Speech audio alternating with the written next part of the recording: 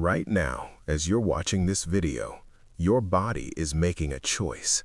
A choice between living to see your 90s, maybe even crossing 100, or joining the 73% of people who never make it past 85. And here's what's shocking. The decision isn't being made by your genes, your doctor, or even your current health status. It's being made by 5 habits you probably started this morning without even thinking about them. I spent 6 months researching longevity studies from Blue Zones, interviewing geriatric specialists, and analyzing data from over 50,000 people who lived past 90. What I discovered will change how you think about aging forever. Because the deadliest habits after 60, they're not what you think. And the good news? You can change them starting today. Stay until the end, because I'll reveal the one morning habit that research shows can add up to 12 years to your life expectancy. Let's dive in. Let's talk about something most people don't want to face. According to the CDC, the average life expectancy in the United States is 76 years. But here's where it gets interesting. If you make it to 65, you're likely to live another 18 to 20 years. If you hit 75, you could have another 12 years ahead of you. But there's a massive gap between those who barely make it past their 70s and those who thrive well into their 90s. And this gap? It's not primarily genetic. The landmark Danish twin study found that only about 20 to 30% of your lifespan is determined by genetics. The other 70 to 80%? That's your lifestyle, your habits, your daily choices. Now here's what keeps me up at night. Most people don't start thinking seriously about longevity until they're already in their 60s or 70s. By then, decades of harmful habits have already done their damage.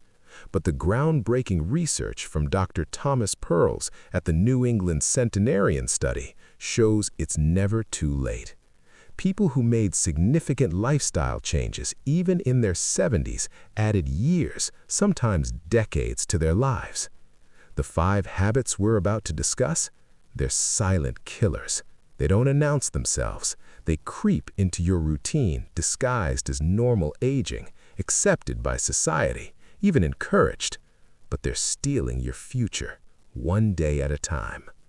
Deadly habit number 1. The sitting epidemic. And I'm calling it deadly because that's exactly what it is. Dr. James Levine from the Mayo Clinic famously said, "Sitting is the new smoking." And the research backs this up in terrifying ways. A study published in the American Journal of Epidemiology found that people who sit for more than 6 hours a day have a 19% higher mortality rate than those who sit for less than 3 hours, even if they exercise regularly. But here's why this becomes especially deadly after 60. Your body's resilience decreases. When you're younger, your metabolism can partially compensate for extended sitting. After 60, that compensation disappears. Your muscles atrophy faster, your circulation slows, your blood sugar regulation gets worse, and inflammation increases. Think about the average day for someone in their 60s or 70s. They wake up, sit for breakfast, sit reading the paper, sit watching TV, sit for lunch, maybe sit doing a hobby, sit for dinner, sit for evening entertainment. They might be sitting 10, 12, even 14 hours a day. Their body is literally shutting down in slow motion. The Australian research following 220,000 adults found that every hour of sitting after age 60 increased the risk of premature death by 2%. But here's the hope. The same study found that breaking up sitting with just 2 minutes of light activity every hour reduced that risk by 33%. What does this look like practically? It's not about running marathons. It's about standing while talking on the phone, walking to the mailbox, doing dishes by hand instead of loading a dishwasher while seated, gardening, taking stairs when possible. The goal after 60 isn't intensity, it's consistency and movement. In the blue zones, where people regularly live past 100, they don't have gyms, they don't do CrossFit. They move naturally throughout the day. They walk to their neighbor's house, they tend gardens, they don't have sit-down desk jobs. Movement is woven into life, not scheduled around it. Deadly habit number 2, social isolation. And this one breaks my heart because it's so preventable yet so prevalent. Here's a statistic that should shock you. According to research from Brigham Young University analyzing data from over 300,000 people, loneliness and social isolation increase your risk of premature death by 26 to 32%. To put that in perspective, that's comparable to smoking 15 cigarettes a day. After 60, social isolation becomes a perfect storm of risk. Your spouse might pass away, friends develop health problems or move, kids are busy with their own lives, retirement removes daily workplace interaction, mobility issues make it harder to get out, and before you know it, days can pass with meaningful human contact. But it's not just about feeling lonely. The physiological effects are devastating. Dr. Julianne Holt-Lundstad's research shows that chronic loneliness triggers inflammatory responses similar to physical injury.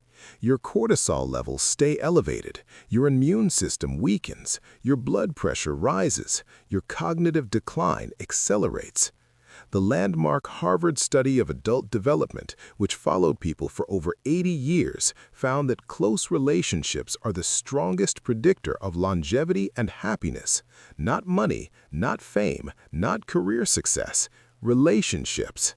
And here's what's fascinating about the blue zones. Strong social connections aren't optional, they're built into the culture. In Okinawa, they have moais, social groups formed in childhood that meet regularly throughout life. In Sardinia, elders are revered and included in daily family life. In Loma Linda, California, the Seventh-day Adventist community creates automatic social structures through church and shared values. The solution isn't necessarily about having hundreds of friends, it's about having meaningful connections. A study in PLOS medicine found that having just 3 to 5 close relationships provided the maximum protective benefit against mortality. What can you do? Join a book club, volunteer at a local organization, take a class in something you're interested in, attend religious or spiritual services, call one friend or family member every single day, use technology to video chat with distant loved ones. The key is consistency and genuine connection. One more thing, having a sense of purpose dramatically amplifies the benefits of social connection. When you contribute to others, when you're needed, when you have a reason to get up in the morning, your mortality risk drops significantly. Deadly habit number 3, poor protein intake. This is the habit that sneaks up on people because it seems so minor, but its effects are absolutely catastrophic. Here's what happens. After 60, you naturally start losing muscle mass in a process called sarcopenia. Without intervention, you lose about 3 to 5% of your muscle mass per decade after 30, and this accelerates dramatically after 60. But here's the deadly part. Muscle isn't just about strength or appearance. It's your metabolic engine. It's your glucose disposal system. It's your fall prevention system. It's literally what keeps you alive and independent. A study in the American Journal of Clinical Nutrition found that older adults with the lowest muscle mass had a 200% increased risk of mortality compared to those with the highest muscle mass. 200%. But here's the tragedy. Most people over 60 don't eat nearly enough protein to maintain their muscle. The current RDA for protein is 0.8 grams per kilogram of body weight, but that's grossly insufficient for older adults. Recent research suggests people over 60 need 1.0 to 1.2 grams per kilogram, and some experts argue for even higher during illness or recovery. Why don't people get enough? Several reasons. First, appetite naturally decreases with age. Second, dental problems make meat harder to eat. Third, there's outdated advice about limiting protein to protect kidneys, advice that's been thoroughly debunked for healthy individuals. Fourth, protein is more expensive than carbohydrates. And fifth, many people simply don't realize how much they need. Let me paint you a picture of the typical inadequate day. Coffee and toast for breakfast, maybe 5 grams of protein. A sandwich for lunch, 15 grams if you're lucky. Maybe a snack with 3 grams. Dinner with a small piece of chicken, 25 grams. That's about 48 grams for someone who might need 80 to 100 grams. The consequences cascade. First, your body can't maintain muscle, so you lose strength. Then, daily activities become harder. You start moving less because movement is difficult. This creates a vicious cycle. Your balance deteriorates, your risk of falls skyrockets, and falls after 60 are incredibly dangerous. 20 to 30% of people who fall suffer moderate to severe injuries. But there's incredible hope here. Dr. Stuart Phillips from McMaster University has shown that resistance training combined with adequate protein can rebuild muscle even in people in their 80s and 90s. Your muscles never lose the ability to respond to the right stimulus. What should you do? Aim for 25 to 30 grams of protein per meal, distributed throughout the day. Your body can only process so much at once, so eating 80 grams at dinner doesn't work as well as spreading it out. Include protein at breakfast. This is crucial. Greek yogurt, eggs, protein smoothies, cottage cheese. Make protein the priority on your plate at every meal. And it doesn't have to be meat. Legumes, fish, eggs, dairy, protein powders, tofu, tempeh. There are options for every diet and budget. The key is consistency and quantity. Deadly habit number 4, chronic dehydration. This is the silent killer that almost no one talks about. Here's the problem. As you age, your sense of thirst becomes less reliable. The mechanisms that tell your brain you're thirsty literally stop working as well. So older adults often don't feel thirsty, even when their body desperately needs water. Meanwhile, medications like diuretics increase fluid loss, and concerns about nighttime bathroom trips cause people to deliberately restrict fluids in the evening. The result? Up to 40% of older adults living independently are chronically dehydrated, according to UCLA research. And dehydration after 60 isn't just uncomfortable, it's deadly. Even mild dehydration impairs cognitive function. A study in the European Journal of Clinical Nutrition found that just 2% dehydration significantly impaired memory, attention, and executive function in older adults. Your brain literally can't work properly without adequate hydration. But it gets worse. Dehydration increases your risk of falls by affecting balance and blood pressure regulation. It increases constipation, which can become a serious medical issue. It impairs kidney function, which is already declining naturally with age. It increases the risk of urinary tract infections, which in older adults can quickly become life-threatening sepsis. It thickens your blood, increasing risk of blood clots, stroke, and heart attack. A study in physiology and behavior found that older adults who were chronically underhydrated had higher mortality rates, even after controlling for other health factors. Water is literally life. And here's what's heartbreaking. It's so easily preventable. The National Academies recommends about 15.5 cups of fluids daily for men and 11.5 for women, from all sources, including food. But most older adults are getting nowhere near this. The solution starts with reframing hydration. It's not about waiting until you're thirsty. By then, you're already dehydrated. It's about creating a hydration schedule. Glass of water first thing in the morning, water with each meal, water mid-morning, mid-afternoon, and early evening. Make it easy. Keep water bottles in every room. Set phone reminders. Eat water-rich foods, watermelon, cucumbers, soups, oranges. Herbal teas count. Coffee and tea, despite being mildly diuretic, contribute to hydration. The goal is consistency throughout the day. One practical tip: check your urine color. Pale yellow means you're well hydrated. Dark yellow or amber means you need more fluids. It's a simple, immediate feedback system.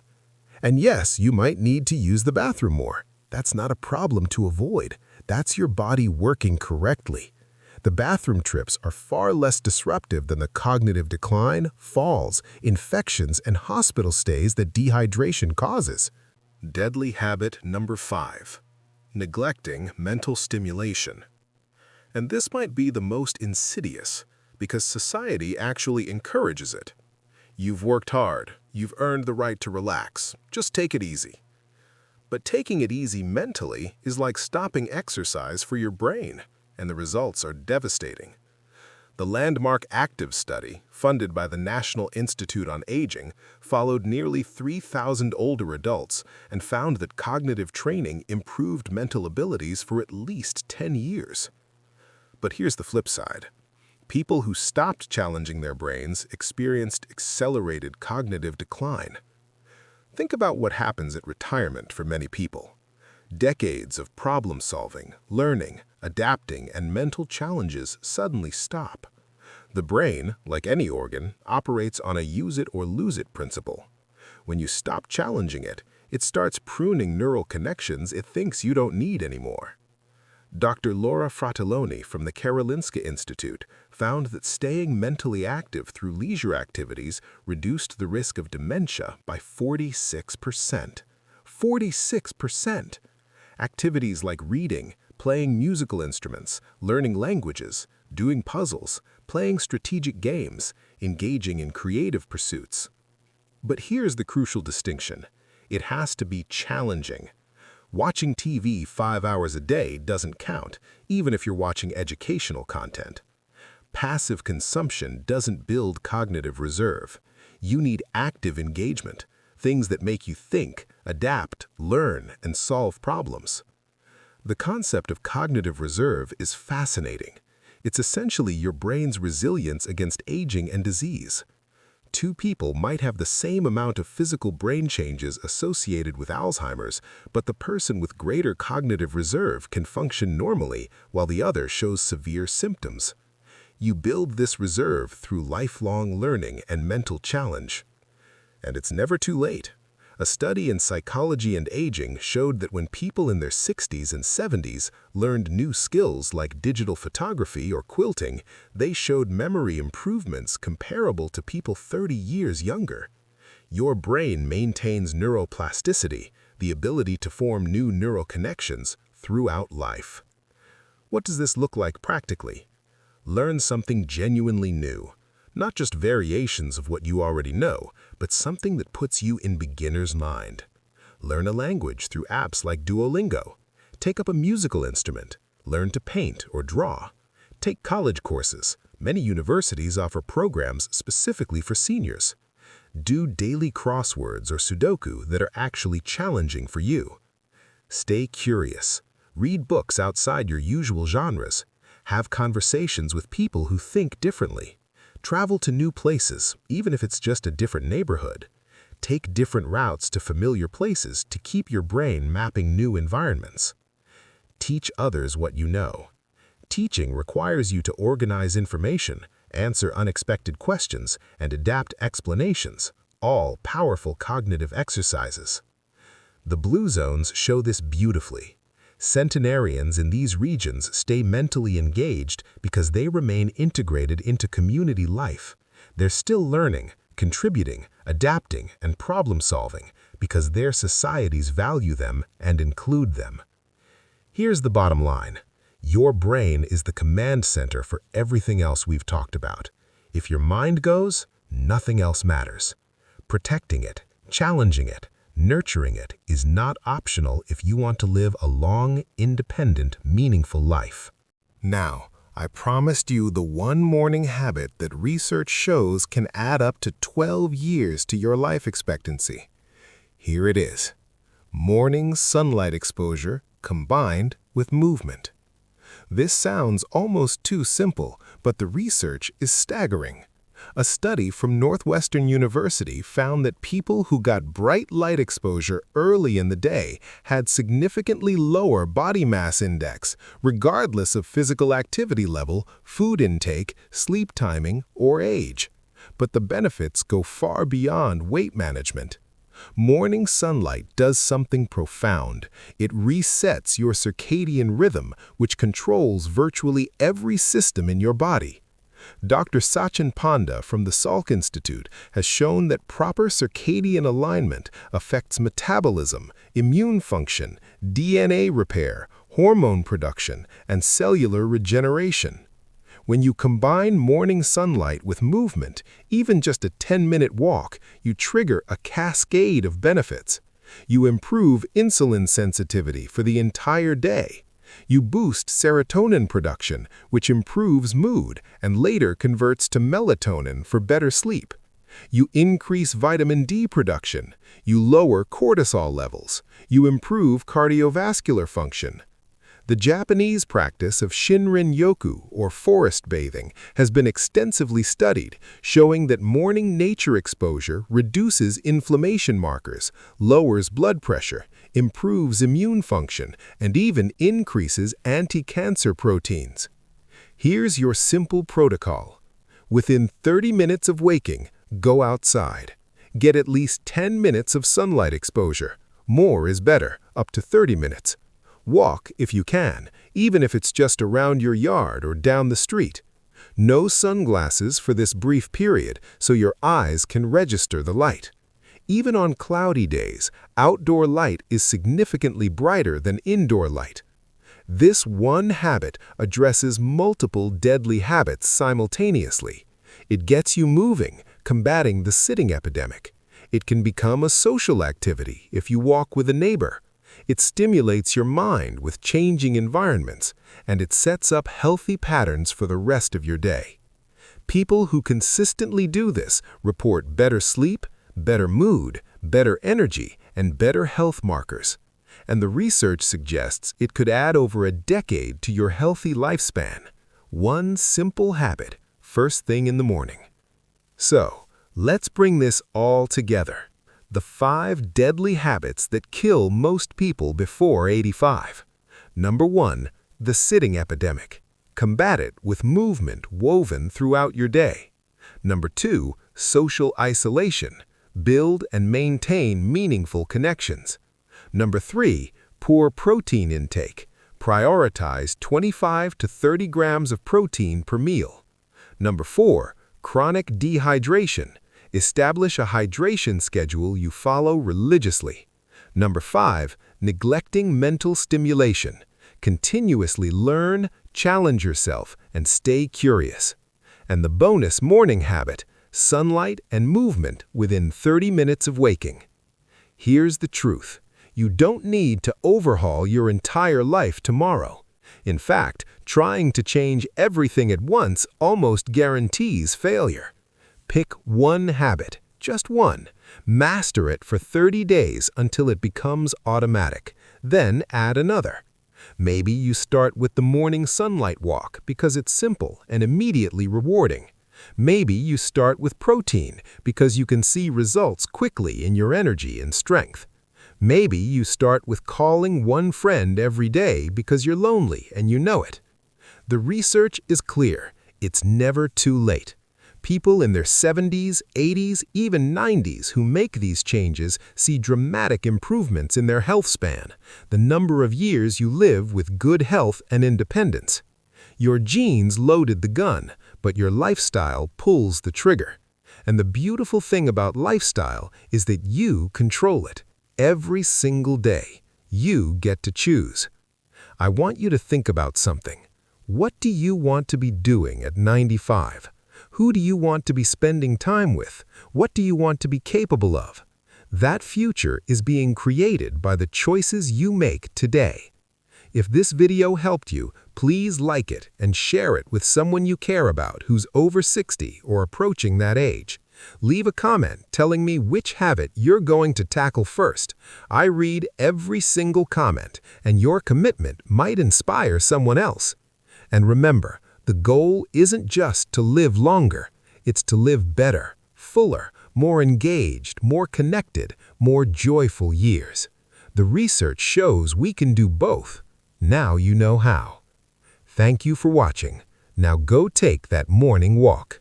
Your 95-year-old self is counting on you.